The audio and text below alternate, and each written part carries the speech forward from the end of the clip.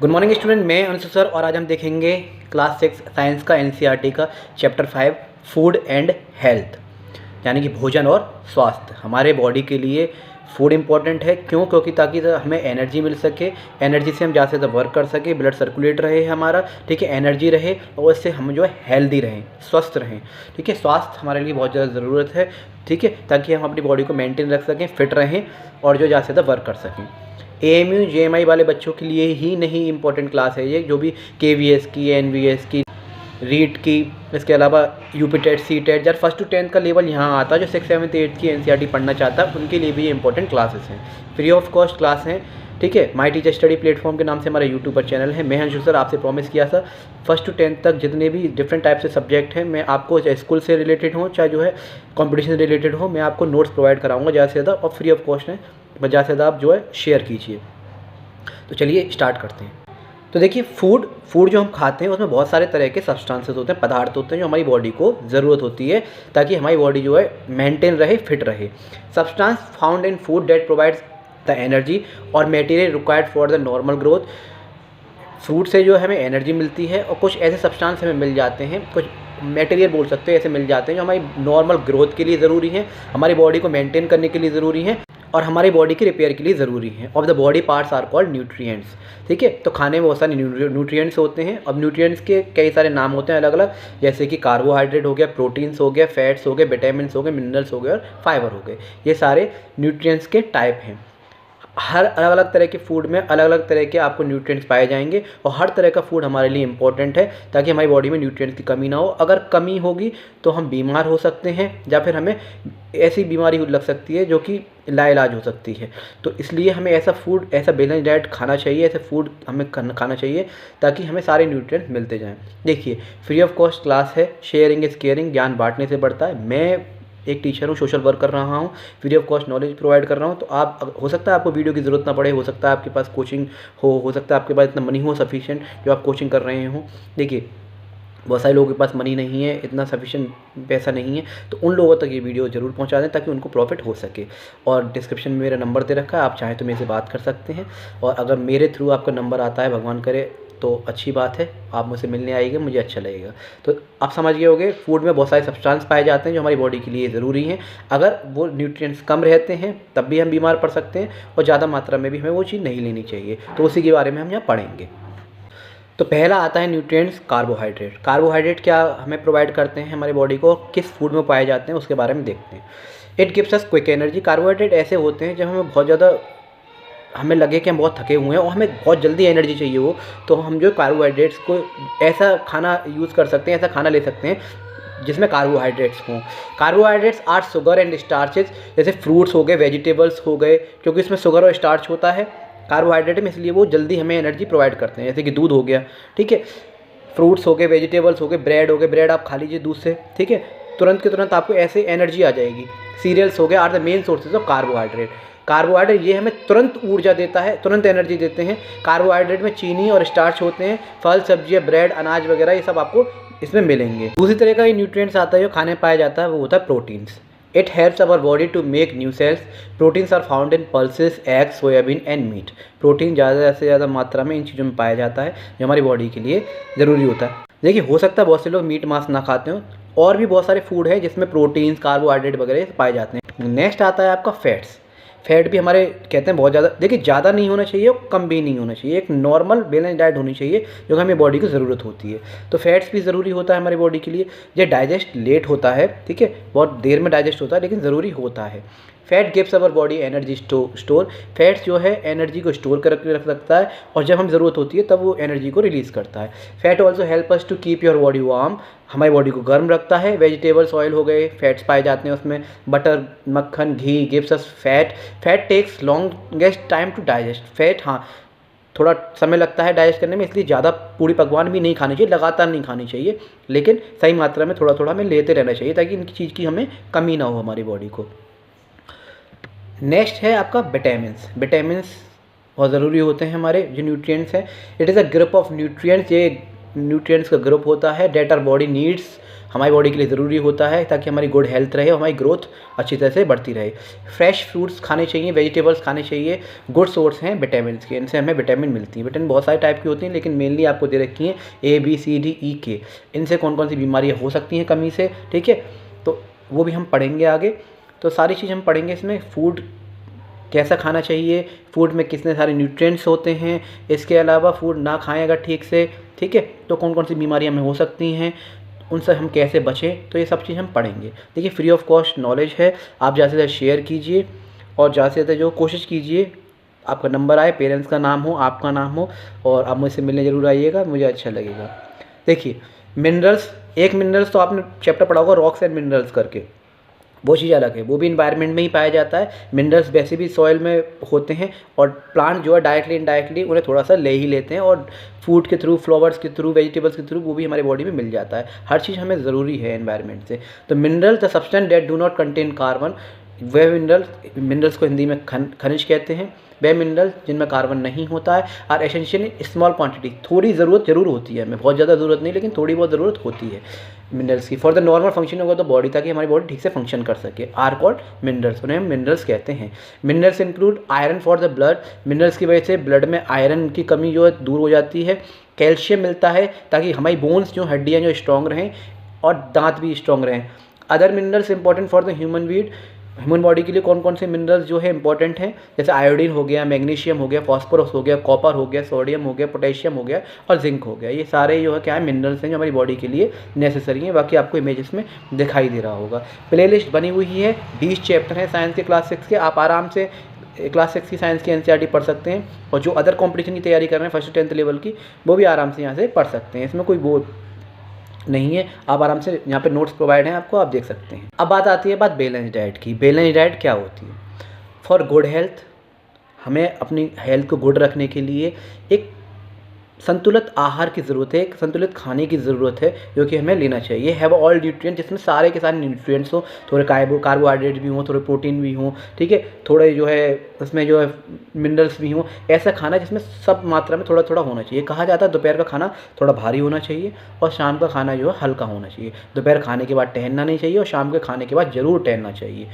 तो nutrients that our body needs, right the quantities of such diet is called a balance diet. सही मात्रा में संतुलित आहार जो हमें मिलता है उससे हम क्या कहते हैं? बैलेंस डाइट कहते हैं। सही मात्रा में थोड़ा थोड़ा, जैसे खाने में थोड़ा सी दाल, थोड़ी सी चावल, थोड़ी सी सब्जी, थोड़ी सी सलाद, 2 रोटी और थोड़ा सा दही वगैरह, ठीक है, और सुबह के टाइम और शाम के टाइम दूध पीना और डेयरी प्रोडक्ट वगैरह खाना। तो इस तरह से हमें मेंटेन करके रखना चाहिए ताकि हमें हर चीज़ मिल सके। हमें जो है कार्बोहाइड्रेट, प्रोटीन्स, जितने भी न्यूट्रिएंट्स हैं तरह तरह के, वो हमें डेली लाइफ में मिलते रहने चाहिए ताकि हमें लैक ऑफ न्यूट्रिएंट्स ना हो हमारी बॉडी में। तो बैलेंस डाइट आप समझिए हो गई एक संतुलित आहार। अब बात आती है रफेज की। रफेज क्या होते हैं? ऐसे सब्सटेंस, ऐसे पदार्थ डेट आर नॉट डाइजेस्टेड, जो डाइजेस्ट तो नहीं होते लेकिन and absorb into the body, absorb हो जाते हैं बॉडी में, but keep the digestive system, लेकिन हमारे डाइजेस्टिव सिस्टम को वर्क करने में बहुत ज़्यादा हेल्प करते हैं। कुछ फाइबर्स आपको दे रखे हैं जो कि ये भी हमारे बॉडी के लिए ज़रूरी है। वेल आर कॉल्ड फाइबर्स, इन्हें फाइबर भी कहते हैं, डाइटरी फाइबर्स भी कहते हैं और रफेज भी कहते हैं। Fibres are found mainly in some vegetables, कुछ वेजिटेबल्स में, फ्रूट्स में और सीरियल फूड्स में पाए जाते हैं जो कि हमारी बॉडी के लिए भी ज़रूरी होते हैं। अब फूड देख लिए, न्यूट्रिएंट देख लिए, साथ के साथ पानी भी हमारे बॉडी के लिए बहुत ज़्यादा ज़रूरी है। वाटर फॉर लाइफ, क्योंकि हमारे बॉडी में 2/3 वाटर है, ठीक है, जो कि चलता रहता है, निकलता रहता है, हम पीते हैं, जितना बॉडी को ज़रूरत होती है वो एब्जॉर्ब कर लेती है, बाकी स्वेट के थ्रू, पसीने के थ्रू निकाल देती है, फिर यूरिन के थ्रू, पेशाब के थ्रू निकल जाता है वेस्टेज लेके बॉडी का। The body also needs sufficient amount of water. Our body contains 2/3 water and this water constantly moves around in the body and gets used up. पानी को यूज़ कर लेती है और बाकी सब निकलता चलता रहता है। याद रखिए, देखिए सारी चीज़ रिटर्न में नहीं आती, बहुत सारी चीज़ इंटरव्यू में भी पूछी जाती है और बाकी की बची जाएगी। तो नॉलेज हमें रहनी चाहिए, नॉलेज कभी बेकार नहीं जाती। तो डीपली पढ़ के जाइए हर चीज़ को ताकि आपको जो परेशानी ना हो, क्वेश्चन कहीं से बन जाए तो आप MCQ के थ्रू से लगा सकें। मैं कोशिश कर रहा हूँ ज़्यादा से ज़्यादा एजुकेशन प्रोवाइड करने की, बस अब आप आगे शेयर कीजिए, जिन लोगों को ज़्यादा ज़रूरत है उन तक पहुँचाइए। मेरी भी हेल्प होगी इसमें और जो आपकी भी हेल्प होगी। डिजीज़, बीमारियाँ क्या होती हैं? देखिए बीमारी क्या होती है, जब किसी भी चीज़ की हमें कमी हो जाए या फिर किसी की वजह से वो बीमारी, किसी की वजह से हमें कोई चीज़ हो, उसे हम बीमारी कहते हैं। जैसे disease is an abnormal condition in which the body is not able to function properly. एक कभी कभी आपको ऐसा लगता है कि बॉडी काम करना से बंद कर देती है, हमें अनफिट लगता है, हम अनहेल्दी महसूस करते हैं। जैसे हम डेली थे, आज हमें लगता है यार आज उठा नहीं जा रहा, बैठा नहीं जा रहा, चक्कर से आ रहे हैं, कमजोरी लग रही है, तभी समझिए कि हम किसी डिजीज़ के कॉन्टैक्ट में आ गए हैं। Diseases are caused due to the various reason. बीमारियाँ बहुत सारे तरीके से हो सकती हैं हमें। Some diseases are caused by the lack of proper food. कुछ बीमारियाँ हमें ढंग से खाना खाने से ना खाने की वजह से हो सकती हैं, ठीक है। Some are caused by the harmful substance consumed by the body. और कुछ, अगर हम कुछ हार्मफुल सब्सटेंस खा लिया है, गलत चीज़ खा ली है, फूड खा लिया है, या फिर हार्मफुल सब्सटेंस हमने ऐसा खा लिया है, तो उसकी वजह से भी बीमारियाँ हो सकती हैं। A disease can be broadly classified into 2 type. Disease को, बीमारियों को 2 टाइप्स में हम जो है साइंस में बताया गया है, बांटा गया है। एक नॉन कम्युनिकेबल डिजीज़ और कम्युनिकेबल डिजीज़, यानी गैर संचारी रोग और संचारी रोग। इसके बारे में हम डीपली पढ़ेंगे। देखिए, नॉन कम्युनिकेबल डिजीज़ वो होती हैं, वो बीमारी होते हैं, गैर संचारी रोग जो वो बीमारी, वो रोग होते हैं जो कि एक दूसरे से नहीं फैलते। ये हमारे किसी न किसी कमी की वजह से, न्यूट्रिएंट्स की वजह से, विटामिन्स की वजह से, या फिर पेरेंटल भी बीमारी हमें आ जाती है, माँ बाप से भी जो है बीमारियाँ हमें मिल जाती हैं, उनकी वजह से होती हैं, जो कि लाइलाज बीमारी होती हैं। शायद ही ठीक हों, लेकिन कहीं हद तक वो ठीक हो जाती हैं। Deficiency disease can not be pass from one person to another, एक दूसरे से नहीं फैलती हैं। They are therefore non communicable disease, इसीलिए इन्हें हम नॉन कम्युनिकेबल डिजीज़ कहते हैं, गैर संचारी रोग। Some non communicable diseases are, जिनमें से कुछ नॉन कम्युनिकेबल डिजीज़ हैं, जैसे नाइट ब्लाइंडनेस, रात का अंधापन, beriberi scurvy, rickets and anaemia. ये सारी जो नॉन कम्युनिकेबल डिजीज़ हैं, चलिए उनके बारे में थोड़ा डीपली पढ़ते हैं। देखिए, डेफिशिएंसी डिजीज़ कौन सी बीमारियाँ हैं नॉन कम्युनिकेबल डिजीज़, किसकी वजह से वो होती हैं और कैसे वो ठीक की जा सकती हैं, ठीक है। Sources of the vitamin and minerals. पहले हम देखेंगे नाइट ब्लाइंडनेस या फिर स्केली स्किन। नाइट ब्लाइंडनेस, देखिए अगर आपको इस तरह से कोई बीमारी है तो डॉक्टर से ट्रीटमेंट लें। अगर ना हो तो ज़्यादा से ज़्यादा हमें ये सोर्स ऑफ विटामिन और मिनरल्स खाने चाहिए ताकि हमें बीमारी ना हो। विटामिन ए की वजह से बीमारी हमें हो जाती है, तो leafy green and yellow vegetables हमें खानी चाहिए। पत्ती, हरी पत्तियों और पीली पत्तियों वाला जो सब्जियाँ होती हैं वो, लिवर, एग, यॉल्क, अंडे के अंदर का जर्दा जो होता है वो चीज़ हमें खानी चाहिए ताकि हमें ये बीमारी से बच के रहें। इमेजेस आप देख सकते हैं। स्कर्वी हो गया, पुअर वाउंड हीलिंग, ठीक है, खून निकलना, घाव का ठीक से ना भरना, ठीक है, विटामिन सी की वजह से होता है। इसलिए हमें जो है सिट्रस फ्रूट यानी कि खट्टे जो फल होते हैं उनका जूस वगैरह पीना चाहिए, डाइट खाना चाहिए। स्ट्रॉबेरी हो गया, टमाटर, हरी मिर्च वगैरह ये सब खाने चाहिए। टमाटर, संतरे तो वैसे चलते फिरते खाते रहना चाहिए हमें वैसे भी।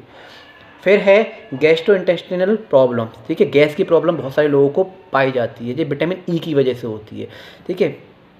खाना ठीक से ना पचना, गैस बनना, ठीक है, सीने में जलन होना, स्वेलिंग होना, ये आप इमेजेस में देख सकते हैं सिम्टम, ठीक है। ऐसे टाइम पे हमें डार्क ग्रीन वेजिटेबल्स खानी चाहिए, नट्स, लेग्यूम्स, होल ग्रेन्स वगैरह खाने चाहिए ताकि ये रिकवर हो सके, और पहले से खा के रखेंगे तो ये बीमारी शायद हमें ना हो। वेरी ये भी नॉन कम्युनिकेबल डिजीज़ है जो विटामिन B1 की वजह से होती है। देख सकते हैं शरीर में ऐसे चकता से हो जाते हैं, इसलिए हमें ग्रीन वेजिटेबल, सीरियल्स, मिल्क वगैरह खाना चाहिए। रिकेट्स एक बीमारी होती है जिसे सूखा रोग बोलते हैं, लेकिन नॉर्मल बोन्स एक तरफ देख सकते हैं आप साइड में, ठीक है, और एक तरफ देख सकते हैं जो जिनमें बीमारी होती है, जब पैर ऐसे हो जाते हैं या फिर पैर ऐसे होते हैं खुले हुए, या फिर पैर बहुत जॉइंट होते हैं, तो विटामिन D की वजह से बीमारी होती है। तो सनलाइट में, सूरज की रोशनी में हमें बच्चों को भी बैठाना चाहिए, खुद भी विटामिन D लेनी चाहिए। विटामिन D की कमी होने से हड्डियाँ भी कमज़ोर होती हैं। मिल्क प्रोडक्ट ज़्यादा से ज़्यादा हमें इन चीज़ों के लिए लेना चाहिए ताकि हमें रिकेट्स जैसी बीमारी ना हो। फिर आपने देखा हो गोइटर, ये गला जो है, थायराइड ग्रंथि जो होती है, थायराइड ग्लैंड जो होता है बढ़ जाती है किन्हीं में, क्योंकि आयोडीन की कमी से। गोइटर, गंडमाला, गहंगा ये बोलते हैं थायराइड ग्रंथि का बढ़ना। आयोडाइज सॉल्ट, इसमें हमें नमक जो ज़्यादा से ज़्यादा क्या है सही मात्रा में लेना चाहिए। देखिए नॉर्मल थायराइड ये है, बढ़ जाता तो इस तरह से कई लोगों की वो देखी होगी। ये लाइलाज बीमारी है, शायद ही ठीक हो भी जाती है, ये नहीं है, लेकिन जो है इसलिए जो है लेडीज़ को ज़्यादा से ज़्यादा थायराइड जो है जल्दी से जल्दी चेक कराते रहना चाहिए ताकि उन्हें कोई बीमारी तो नहीं है, और डॉक्टर्स कराते भी हैं खासकर प्रेगनेंसी के टाइम पर। फिर आती है वीकनेस, बोन डैमेज, कमज़ोरी होती है लोगों में, या फिर हड्डियाँ इतनी कमज़ोर होती हैं कि हल्के से मोड़ दो या फिर ज़्यादा भागा दौड़ी कर दो, गिर जाओ तो तुरंत जो चटक जाती हैं। तो फॉस्फोरस की कमी की वजह से होती है, नॉर्मल बोल देख सकते हैं आप, ठीक है, और ऑस्टियोपोरोसिस की वजह से देख सकते हैं। डेयरी प्रोडक्ट और रेड मीट ग्रेन्स वगैरह में खाने चाहिए। जो मीट मांस नहीं खाता वो डॉक्टर से सलाह ले सकता है। बहुत सारे कैप्सूल, टैबलेट वगैरह और बहुत सारी अदर फूड होते हैं जो कि आप उसमें क्या कहते हैं खा सकते हैं। तो बोन डैमेज देख सकते हैं किस तरह से ये बीमारी होती है फॉस्फोरस की वजह से। फिर है मसल्स वीकनेस यानी कि मांसपेशियों में कमजोरी। तो उसमें वो जो पोटेशियम की वजह से होती है। और सिम्टम्स ऑफ न्यूरोमस्कुलर डिसऑर्डर क्या क्या है वो आप देख सकते हैं। मीट, फ्रूट्स, वेजिटेबल्स वगैरह ज़्यादा से ज़्यादा में खाने चाहिए। फिर आता है खून की कमी यानी कि अनीमिया, आयरन की कमी हो जाती है बॉडी में, ठीक है। तो टाइम टू टाइम हमें जो अपना ब्लड को, हीमोग्लोबिन को चेक कराते रहना चाहिए कि उसकी जो रेंज है 12-16 के बीच में है या नहीं। अगर कम है तो हमें जो है डॉक्टर सलाह लेके दवा गोली खानी चाहिए। और स्पाइनच यानी पालक में बहुत सारा जो है आयरन होता है, इसलिए हमें पालक, खजूर, सेब, केला, दालें वगैरह ये सब टाइम टू टाइम खाती रहनी चाहिए। लेकिन एक ऐसा हमें खाना खाना चाहिए डेली, कभी कुछ बदल बदल के, ताकि हमारे बॉडी में विटामिन और न्यूट्रिएंट्स की कमी ना हो, ताकि हम बीमारी से जो है बीमारी जो हमारे जल्दी से जो ना पकड़े और हमारा इम्यूनिटी सिस्टम स्ट्रॉन्ग रहे। बात हम करेंगे कम्युनिकेबल डिसीज़ की। कम्युनिकेबल डिसीज़ यानी कि जो एक दूसरे से फैलती हैं। देखिए, बीमारी फैलने के बहुत सारे तरीके हैं। डायरेक्ट कॉन्टैक्ट से फैल सकती है। अभी किसी ने खांसा और आपने हाथ मिला लिया तो फैल गई, ठीक है। एयर के थ्रू किसी ने छींक दिया, खांस दिया, वहाँ से होकर निकल गए तो उसके बैक्टीरिया उसमें चले गए, ठीक है। डायरेक्ट इनडायरेक्ट हो सकती है। आपने किसी बीमार आदमी के साथ खाना खा लिया, ठीक है, या फिर किसी बीमार आदमी के जो थाली वगैरह में खाना खा लिया। इंसेक्ट के थ्रू, मक्खी जो कहीं से उड़ के आई, गंदगी में बैठ के खाने पे बैठ गई, इसलिए खाने को खुला हुआ नहीं छोड़ना चाहिए, ठीक है। या फिर कोई एनिमल्स या कैट, डॉग वगैरह आपको खा जाए, तो बहुत सारी तरीके से कम्युनिकेबल डिसीज़ जो है कांटेक्ट में आने से हो जाती हैं। या फिर किसी के बीमार आदमी के आपने कपड़े पहन लिए, या फिर उसके बेड पे आप सो गए, या फिर उसका टॉवल वगैरह यूज़ कर लिया, तो इस ऐसे टाइम पे जो अगर आपके पेशेंट है जो बीमार है उससे दूर रहें, ठीक है। इन्वायरमेंट को साफ़ सुथरा रखें ताकि आपको वो बीमारियां ना हो। कम्युनिकेबल डिसीज़ वो डिसीज़ होती हैं that can spread from one person to another, are called communicable diseases, जो एक दूसरे से फैलती हैं। These diseases can spread through, ये बीमारियां फैल सकती हैं किससे? एयर से, वाटर से और फिजिकल कॉन्टैक्ट से। डिजीज़ कॉज्ड बाय बैक्टीरिया से फैलती हैं। इनके एजेंट्स क्या होते हैं? Bacteria, virus, protozoa. These diseases such as, कौन कौन सी बीमारी हो सकती हैं? कॉमन कोल्ड हो गया, पोलियो हो गया, प्रोटोजोआ हो गया, मलेरिया हो गया, ठीक है, एमोइबिक डिसेंट्री हो गया, ठीक है, पेचिस वगैरह जो होती है। अब कम्युनिकेबल डिसीज़ हम पढ़ते हैं कौन कौन सी कम्युनिकेबल डिसीज़ होती हैं, ठीक है। डिसीज़ एक तरफ दे रखी हैं, सिम्टम्स एक तरफ दे रखे हैं। पता चल जाएगी आपको कि ये बीमारी हमें हो रही है, और ट्रीटमेंट किस तरह से हम प्रिवेंट रहें, किस तरह से प्रिवेंट करें अपने आप को, तो वो देखते हैं। जॉन्डिस यानी पीलिया, कैसे पता चलेगी आपको जॉन्डिस हो गया है? लॉस ऑफ एपिटाइट, ठीक है, भूख कम लगना, और चेहरे, शरीर पे और आँखों में जो पीलापन आ जाता है, ठीक है। और यूरिन जो है येलो यूरिनेशन होता है, पीला पेशाब आता है, बुखार आता है। तो हेपेटाइटिस बी का वैक्सीन लगवाना चाहिए हमें। साफ पानी पीना चाहिए। Patient should be given plenty of sugar cane juice, गन्ने का जूस देना चाहिए भरपूर मात्रा में, ज़्यादा से ज़्यादा। और अवॉइड कॉन्टैक्ट और इन्फेक्टेड पर्सन से हमें दूर रहना चाहिए। फिर एक बीमारी होती है चिकन पॉक्स, छोटी माता। फीवर आता है, फैटिग्यू, थकान रहती है, स्किन रैश, त्वचा पर लाल लाल जो चकत्ते हो जाते हैं। तो अवॉइड करना चाहिए। इन जो पेशेंट हैं आसपास, उन ऐसे इंसान से दूर रहना चाहिए जिसे चिकन पॉक्स हो गया है, वो फैल जाती है। और ऐसे इंसान को जो है अलग रखना चाहिए एकांत में। मेंटेन पर्सनल एनवायरनमेंट हाइजीन, साफ़ सुथरा एनवायरनमेंट में उसे एकांत में रखना चाहिए, उससे ज़्यादा कॉन्टैक्ट में नहीं रहना चाहिए। Maintain good ventilation. ट्यूबरक्लोसिस यानी कि टीबी जैसे कहते हैं, एक्जिमा जैसे कहते हैं, ठीक है। और ये याद रखिए टीबी किस बैक्टीरिया की वजह से होता है? माइक्रो बैक्टीरियम की वजह से टीबी होता है, ठीक है। परसिस्टेंट फीवर, लगातार बुखार रहता है, इसमें कफ आता है बहुत सारा, खून के साथ बलगम भी आता है, ठीक है। थकान रहती है, वजन कम हो जाता है, वेट लॉस, नाइट स्वेट, और जो है रात में जो है ज़्यादा से ज़्यादा पसीना आता है। तो बैलेंस न्यूट्रिशन, एडुकेट रेस्ट, ज़्यादा से ज़्यादा रेस्ट करें, बैलेंस डाइट लें, न्यूट्रिशन लें, ठीक है। गुड वेंटिलेशन करें, एनवायरनमेंट को साफ सुथरा रखें, और पेशेंट को जो है इधर उधर नहीं घूमना चाहिए, और ना ही इधर उधर थूकना चाहिए, और किसी कॉन्टैक्ट में नहीं आना चाहिए, कहीं दूसरे को बीमारी ना हो जाए। हम तो बीमार हैं, दूसरों के बारे में भी सोचना चाहिए। फिर बीमारी आती है इन्फ्लुएंजा। इसमें फीवर रहता है, फैटिग्यू, कफ, स्नीच, नोज़ जो नाक जो बहती रहती है, शॉर्ट थ्रोट मसल्स, ठीक है, एक वगैरह रहते हैं, बीमार रहते, मांसपेशियों में जो है दर्द रहता है। तो गुड वेंटिलेशन रहना चाहिए, इनफ रेस्ट करना चाहिए, ठीक है। बैलेंस न्यूट्रिशन करना चाहिए ताकि हमारी इम्यूनिटी है वो स्ट्रॉन्ग रहे, बीमारी से हम लड़ पाएँ। गुड पर्सनल हाइजीन, और इस पेशेंट को जो है क्या करना चाहिए, अपने माउथ और नोज को बंद कर रखना चाहिए ताकि जो बैक्टीरिया बाहर ना जाए। स्नीच वगैरह आए तो हमें रूमाल या किसी से जो है रख के जो है छींकना चाहिए। फिर आता है मलेरिया। मलेरिया जो है मॉस्किटो की वजह से होता है। दो चीज़ याद रखिएगा, देखिए मलेरिया होता है फीमेल एनोफिल्स की वजह से, मादा मच्छरनी की वजह से, और डेंगू होता है एडीज, वो भी फीमेल होती है, फीमेल एडीज की वजह से। दोनों मादा मच्छरों की वजह से, मच्छरनियों की वजह से होता है। मलेरिया फीमेल एनोफिल्स और डेंगू क्या है, फीमेल एडीज। वो साफ पानी में होती है फीमेल एडीज जो पैदा होती है, और ये गंदे पानी में। तो दोनों ही जो हमें सफाई रखनी चाहिए। गंदा पानी कहीं भरा हुआ हो तो तुरंत फेंक देना चाहिए, ठीक है। और अगर साफ़ पानी भरा हुआ नहीं रखना चाहिए, कूलर वगैरह में उन्हें जो साफ़ करते रहना चाहिए। तो सेवर हेडेक होता है, सिर में दर्द होता है, कोल्ड हाई फीवर, ठंड के साथ बुखार आता है, बॉडी में पेन रहता है, तो हमें क्या यूज़ करना चाहिए, यूज़ मॉस्किटो नेट, मच्छरदानी का यूज़ करना चाहिए। Fumigation, Morton, all out, good night वगैरह का यूज़ करना चाहिए। और स्प्रे डीडीटी और गैमेक्सिन वगैरह ये स्प्रे कराती रहनी चाहिए अपने आसपास जो एरिया में। अब तक हमने फूड पढ़ा, किस तरह से हमें खाना चाहिए, बैलेंस डाइट, न्यूट्रिशन पढ़े, ठीक है। दोनों तरह की बीमारियाँ पढ़ी, किसकी वजह से क्या होता है। एक जो इम्पोर्टेंट है अनीमिया, उसके बारे में पढ़ते हैं। ये थोड़ी इंपॉर्टेंट है, इसमें से क्वेश्चन आते हैं। Anaemia is a deficiency disease caused by deficiency of iron in blood. खून में आयरन की कमी की वजह से ये बीमारी हमें हो जाती है।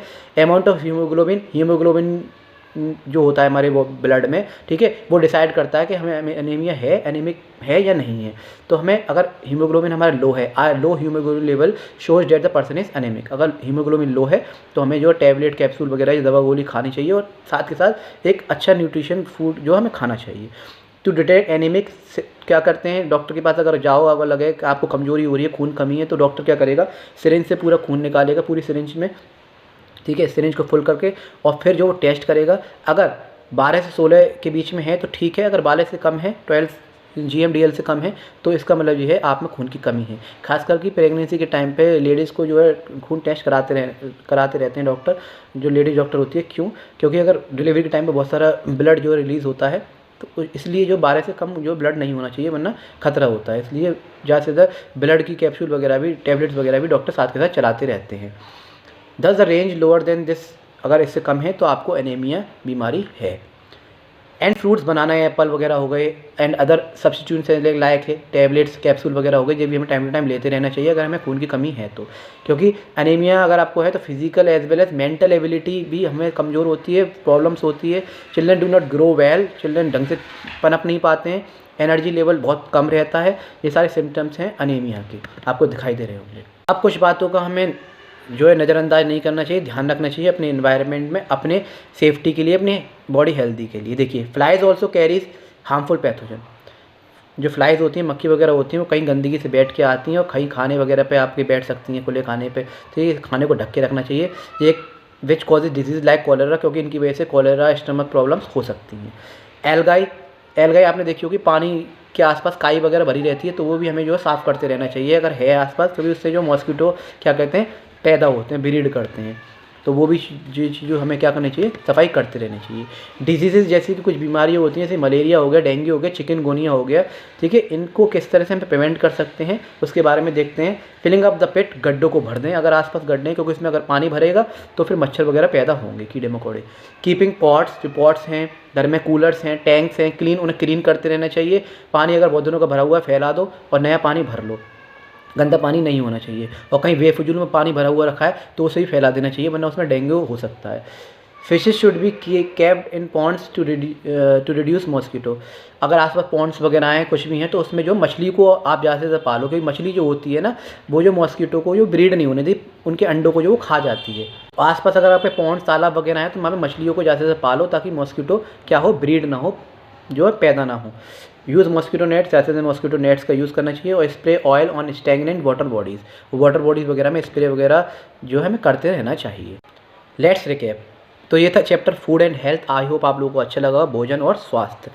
इसके साथ किस चैप्टर में क्या पढ़ा उसे हम थोड़ा सा पॉइंट्स वाइज देख लेते हैं। अब balance diet include balance diet में हमें लेनी है तो उसमें क्या क्या चीज़ होनी चाहिए, carbohydrate, protein, fats, vitamin, minerals and fibre, ये सब चीज़ होनी चाहिए। रेगुलर एक्सरसाइज करनी चाहिए ताकि हमारी बॉडी सर्कुलेट रहे, ठीक है, ब्लड अच्छी तरह से पंप करता रहे, ऑक्सीजन अच्छी तरह से आती जाती रहे। और इसके अलावा इनफ रेस्ट और इम्पॉर्टेंट फॉर हेल्थ, और ज़्यादा से ज़्यादा अच्छी से नींद लें और अच्छे से रेस्ट करें अपनी बॉडी को। Lack of nutrients in diet cause deficiency disease. बहुत अगर न्यूट्रिएंट्स की कमी हमारे अंदर होती है तो हम बीमार हो सकते हैं। टू प्रिवेंट कम्युनिकेबल डिसीज़ से बचने के लिए germs should be prevented from the breeding. Germs को जो पनपने ना दें, पैदा ना होने दें, फैलने ना दें। वैक्सीनेशन हमें कराते रहना चाहिए। अगर हमें कोई बीमारी है, खासकर छोटे बच्चे जब पैदा होते हैं तो 3 महीने, 6 महीने, 9 महीने, 15 महीने हमें वैक्सीनेशन बताया जाता है, टीका बताया जाता है। टाइम टू टाइम टीका लगवाते रहना चाहिए बच्चों के भी। और अगर हमें कोई भी जो बीमारी है तो हमें वैक्सीनेशन करा लेना चाहिए, टीकाकरण करा लेना चाहिए ताकि वो बीमारी ना फैले, ठीक है। और पोलियो वगैरह बच्चों को पिलाते रहना चाहिए टाइम टू टाइम। अपने आप को फिट रखिए, हेल्दी रखिए, थोड़ी रेगुलर एक्सरसाइज करते रहिए, ठीक है। उससे चेहरे पर भी निखार आएगी, ब्लड भी ठीक रहेगा और उसके साथ साथ बॉडी हेल्दी रहेगी, ज़्यादा से ज़्यादा आप काम कर पाएंगे और बीमारी से बच पाएंगे और बीमारी में आपका पैसा बचेगा। तो हेल्दी रहिए, अच्छे से रहिए, खुश रहिए, मस्त रहिए। चैप्टर हुआ finish. My teacher study platform के नाम से हमारे यूट्यूब पर चैनल है, जहाँ 1st to 10th लेवल के कंपटीशन के हों या स्कूल के हों, डिफरेंट टाइप के सब्जेक्ट आपको मिलेंगे देखने के लिए। तो मैं अंशु सर फिर मिलता हूँ नई वीडियो के साथ, नए सब्जेक्ट के साथ, नए टॉपिक के साथ। जब तक के लिए जय हिंद, जय भारत।